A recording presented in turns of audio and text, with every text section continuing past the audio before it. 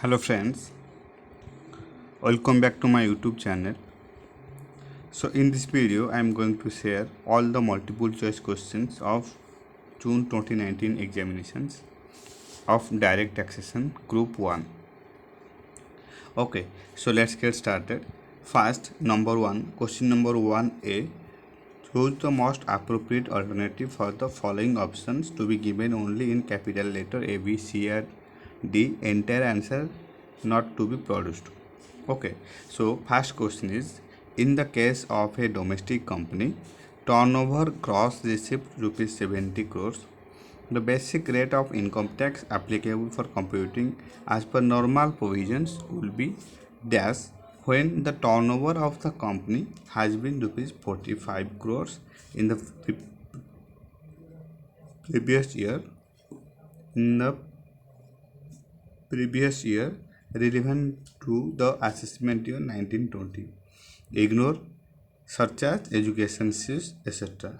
So what is the right answer? 30%, 29%, 25%, yeah, 35%. So here right answer will be 25%. Choice number C is the right answer. In the case of a domestic company, turnover gross received 70 crore. The basic rate of income tax applicable for computing as per normal provisions will be 25% when the turnover of the company has been rupees 45 crore in the previous year, relevant to the assessment year 1920. Right? Then question number 2I, the maximum marginal rate of tax applicable for individual taxpayer having total income of rupees 1.5 crore, including surcharge and health and education cess, will be how much? So as we know that as per the latest amendment, it will be 35.88%. So choice number B is the right answer. 35.88%. The maximum marginal rate of tax applicable for individual taxpayer having total income of rupees 1.5 crore. Total rupees of 1.5 crore including surcharge and health education cess is 35.88%. Then question number 3I. When a charitable trust pays rupees 50,000 per month towards rent to a resident for the premises occupied by it without deduction of tax at source for the entire previous year 2021, the amount of rental expenditure liable for disallowance will be how much? So as we know that in that case, uh,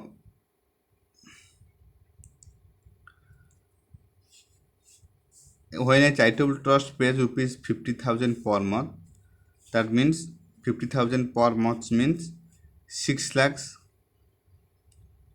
per year, okay, per annum. So in that case, towards rent to a resident for the premises occupied by it without deduction of tax at source for the entire previous year 2021, the amount of rental expenditure liable for disallowance will be, इसका 30% हो जाएगा disallowance, right? So 6 lakhs into 30% is equal to 1.80 lakhs. So right answer will be choice number D, 1,80,000. When a charitable trust pays rupees 50,000 per month towards rent to a resident for the premises occupied by it without deduction of tax at source for the entire previous year 2021, the amount of rental expenditure liable for disallowance will be rupees 1,80,000. That is 30% of 6 lakh. 30% of 6 lakh. Okay. So next question. Question number IV. The lock-in period for capital gain bonds issued by National Highway Authority of India for the purpose of reduction under section 54 EC is how much? The lock-in period for capital gain bonds issued by National Highway Authority of India for the purpose of reduction under section 54 EC is how much? 5 years, 3 years, 7 years, yeah, 1 years. So as you know that as per section 54 EC come with a lock-in period of 5 years. Come with a lock-in period of 5 years. So here right answer will be choice number A, that is 5 years. The lock-in period for capital gain bonds issued by National Highway Authority of India for the purpose of deduction under section 54 EC is 5 years. That is choice number A is the right answer. Right. Then comes to next question.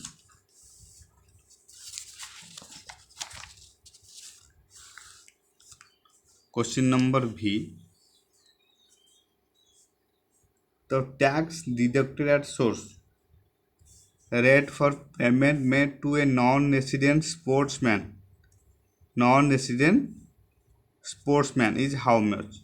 So here right answer will be where any person is responsible to pay any income to any non-resident sportsman, including an athlete who is not a citizen of India.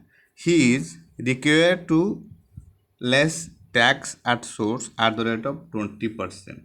At the rate of 20% plus surcharge as applicable if the payment exceeds rupees 1 crore plus education fees, and at the rate of 2% plus secondary higher education fees of 1%. So here right answer will be 20.8%. 20.8% is the right answer. TDS rate for payment made to a non-resident sportsman is 20.8%. Choice number B is the right answer. Then question number VI, where a partner of a firm transfers any capital asset to the firm by way of capital contribution for the purpose of computing capital gain in the hands of the partner, the amount of deemed consideration is what? Cost to the partner, a fair market value of the asset on the date of transfer, the amount recorded in the books of the firm, yeah, value as determined by the stamp valuation authority. What is the right answer? What is the right answer?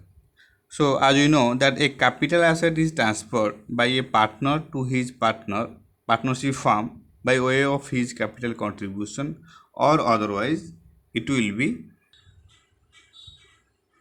is treated as a transfer, and capital gain will be taxable in the hands of the partner. The amount recorded in the books of account is taken as full value of consideration. The amount recorded in the books of account, the amount recorded in the books of account.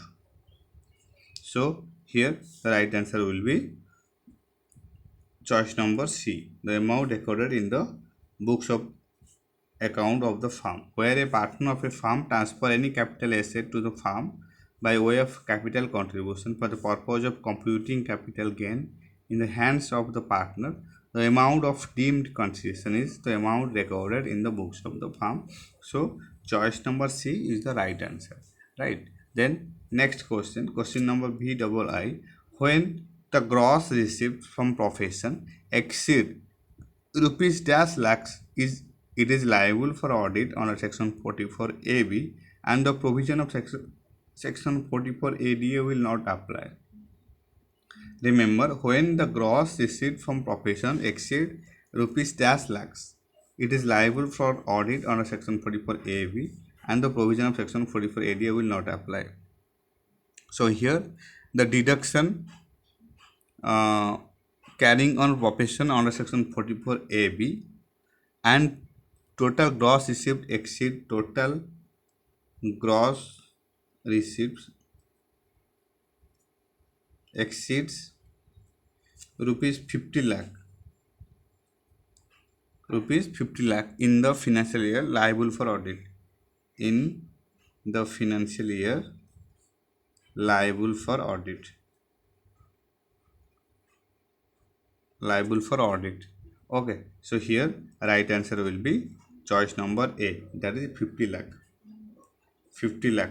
When the gross received from profession exceeds rupees 50 lakhs, it is liable for audit under section 44AB and the provision of section 44ADA will not apply. Then another question, question number B triple I. Medical insurance premium incurred for senior citizen is eligible for deduction up to rupees dash under section 80T. What is the right answer? 30,000, 50,000, 1 lakh or 60,000? What is the right answer? So as you know that the deduction limit was increased from rupees 30,000 to rupees 50,000. As you know the deduction limit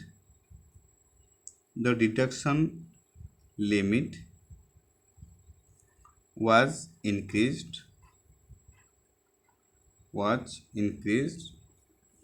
from rupees 30k to rupees 50k. Okay, as per the latest amendment. So the right answer will be choice number B, that is 50,000. The medical insurance premium incurred for senior citizen is eligible for deduction up to rupees 50,000 under section 80T. Right. Then next question, question number IX. When a resident senior citizen having gross total income of rupees 5,56,000, when a resident senior citizen having gross total income of rupees 5.56 lakh has derived interest from saving account in a nationalized bank of rupees 8,200 and fixed deposit interest of rupees 47,000 from such bank, he is eligible for deduction up to dash from the gross total income. As we know that in case of senior citizen, the interest rate that should be deducted up to rupees 50,000. So the right answer will be choice number D, that is 50,000. 50,000. When a senior citizen having gross total income of rupees 5,56,000 and derived interest from saving account in a nationalized bank 8,200 and fixed deposit interest 47,000, ये मिलाकर 88,200 plus 47,000, right?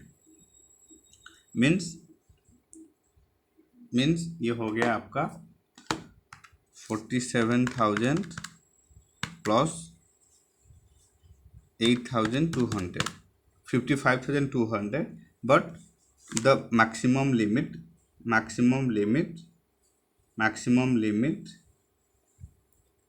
for senior citizen is rupees 50,000. So choice number D is the right answer. Then next question, question number X. Session, a retired civil servant, received monthly pension of rupees 60,000 during the previous year 2021. The amount of pension liable to tax after standard deduction will be how much? 7,10,000, 7 lakh, 6,70,000 or 6,30,000. Remember, question given that Session, a retired civil servant, received monthly pension of rupees 60,000 during the previous year 2021. Okay, the amount of pension liable to tax after standard deduction will be how much? So here now we have to calculate monthly pension of rupees 60,000, मतलब 60,000 into 12, it will be 7,20,000, right, per annum, right? Now we know that standard deduction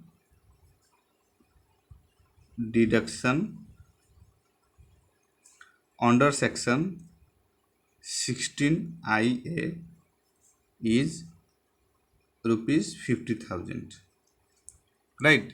So we have to less such standard deduction from annual pension amount.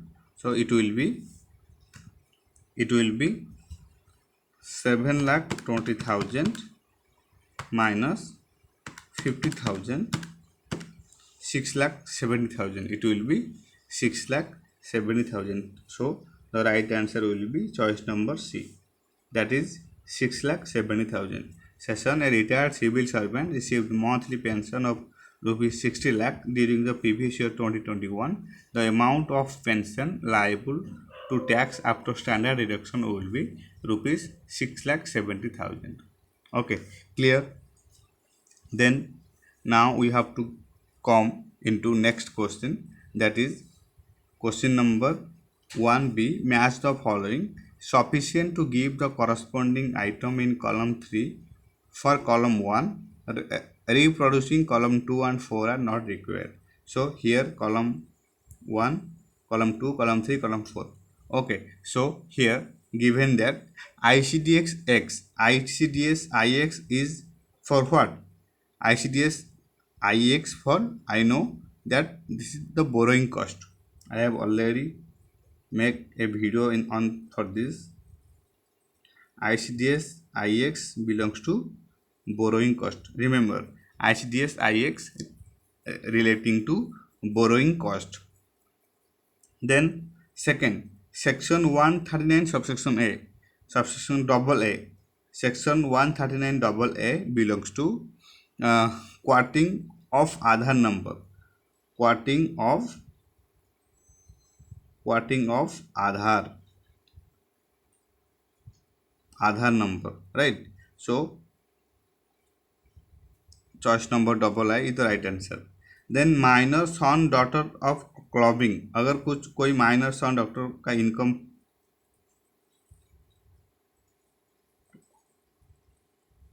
Clubbing हो रहा है तो in that case up to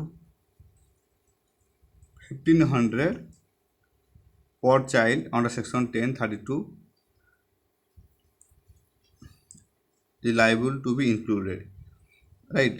Then choice number I भी section 45 subsection 2 कहता है, section 45 subsection 2 कहता है, ये थोड़ा सा कन्फ्यूजन है. Any allowance received by MP MLA, it will be exempted from tax. It will be, as you know that any allowance received by MP MLA, it is exempted from tax.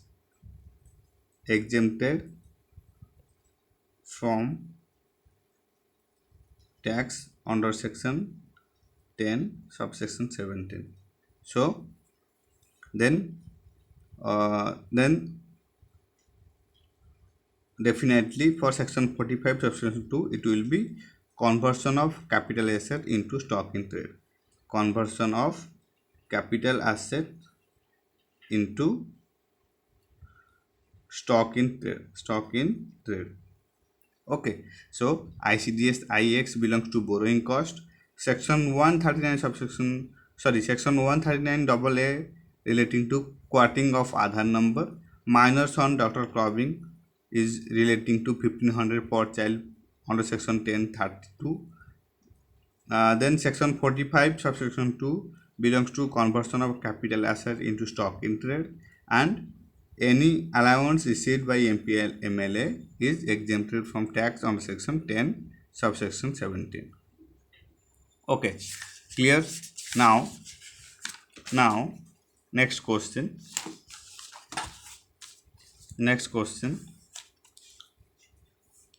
State question number 1C. State whether the following statement are true or false.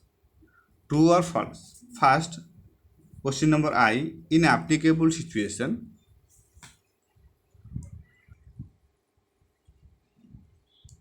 of tax deducted at source, such tax deducted at source is to be deducted on amount including GST component. No, this sentence is false.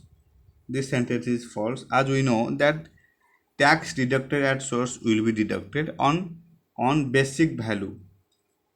on basic value of and excluding GST component and excluding GST component. So this sentence is false. In applicable situation of TDS, such TDS is to be deducted on amount including GST, not it will be excluding GST, excluding GST component. So this sentence is false. Second I, contribution made to political party by way of cash to the extent of rupees 10,000 is allowed as business expenditure? No. This sentence also false. This sentence also false. Unabsorbed depreciation can be carried forward for any number of years. Yes, as we know that unabsorbed depreciation can be carried forward for any number of years. Then question number IV, interest on normal compensation, enhanced compensation is fully chargeable to tax in the year of receipt? No, this one's also false. Interest on normal compensation, enhanced compensation is not fully chargeable to tax in the year of receipt. There are some some slab rates, right? Then question number V, long term capital gain arising from sale of listed shares, that is STT paid, is not fully exempted from tax. This one also true. This one also true. Long term capital gain arising from sale of listed shares, that is STT, is not fully exempted from tax. This sentence is true. Now comes to next part, that is fill the blanks. Question number 1D, fill the blanks. Payment of royalty to a person. Payment of royalty to a person resident in India requires deduction of tax at source at the rate of 10%. At the rate of 10%. Payment of royalty to a person resident in India requires deduction of tax at source at the rate of 10%. Then next question, the amount of wages paid to eligible new workmen by an assessee engaged in non-seasonal manufacturing activity is deductible under section 80 JJAA at the rate of dash percent of the wages so paid. So here right answer will be 30%. 30%. The amount of wages paid to eligible new workmen by an assessee engaged in non-seasonal manufacturing activity, it is deductible under section 80 JJA at the rate of 30% of the wages so paid.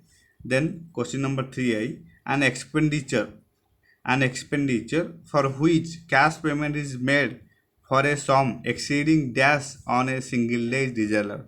As we know that as per the latest amendment, it will be 10,000.